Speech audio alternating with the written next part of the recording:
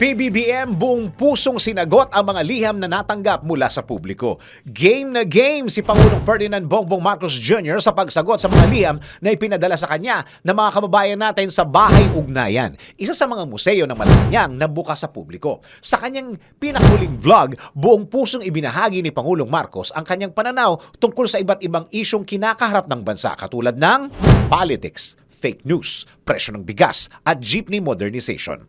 Isa ang humanities students na si Erica sa mga nagpadala ng sulat sa Pangulo tungkol sa history at politics. Dito ibinunyag ni Pangulong Marcos ang totoong dahilan ng pagpasok niya sa politika.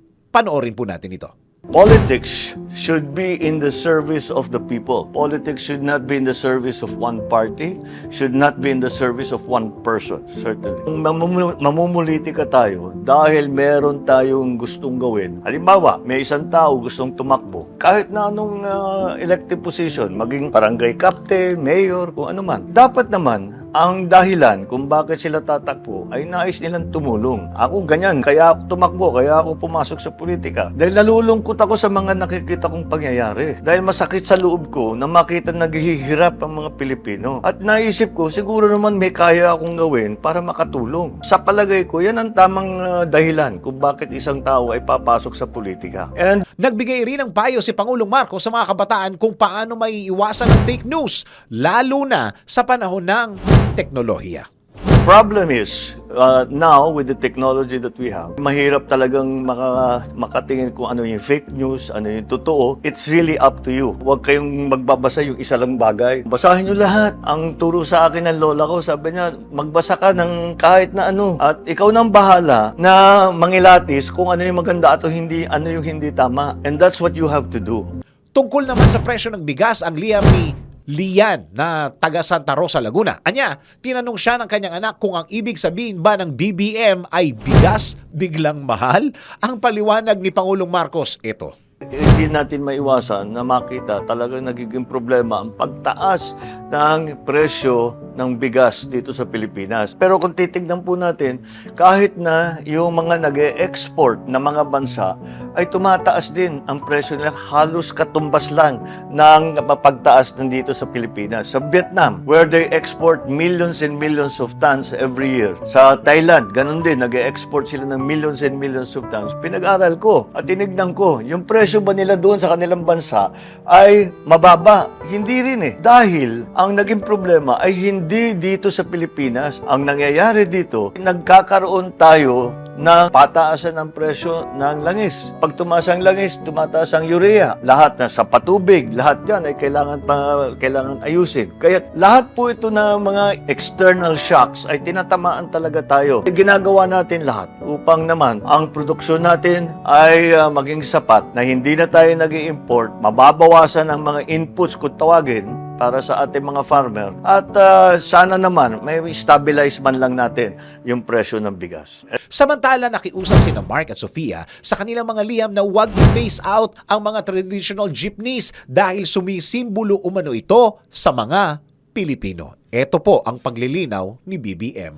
Alam nyo, totoo na nga naman ang jeepney kinikilala na sa buong mundo. Hindi po natin pinapalitan ang ating traditional na jeepney. Ginagawang lang nating modern. Dahil yung pagkalinipat natin, ang gagawin natin electric yung mga yan, ay mas malaki ang kikitain ng ating mga nagpapasada. Dahil ang cost per kilometer ng mga electric na bagong modernized na jeepney ay mas mababa. Mas maganda nga ang kita ng ating mga nagpapasada. Bukod pa ron, hindi tayo nagdadagdag sa pollution at tayo sa Pilipinas ay ginagawa natin ang lahat ng kaya natin gawin para naman tugunan ang problema ng climate change. Bukod sa mga jeep, meron pang gustong i-modernize si Pangulong Marcos.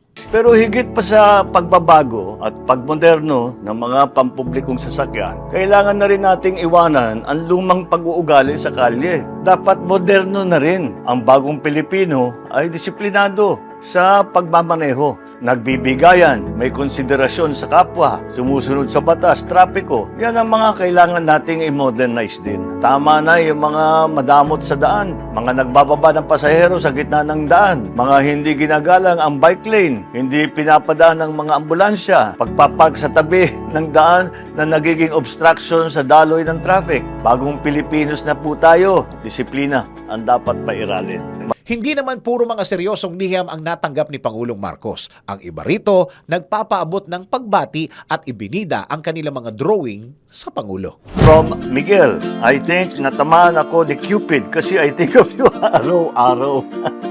Okay dun ha. Sorry kung corny ang pick-up line. Happy Valentine's. Thank you, Miguel. Magamit nga yan. Baka kumagat si First Lady dun sa mga ganyang klaseng pick-up line. I wish the earth is filled with love, care, and respect. The world must be perfect like you. Oh my God, this is from Iya. I am not perfect. I'm very, very far from perfect. But we try to be perfect. That's the important part. That may drawing pa na ginawa ni Iya para sa akin. Thank you very much. That nobody is perfect. Only God is perfect. But you always try to be perfect. And if you try hard enough, you'll come close. Ikaw, kung gagawa ka ng sariling liham para kay Pangulong Marcos, ano ang magiging mensahe mo sa kanya? DWIZ Research Report. Report.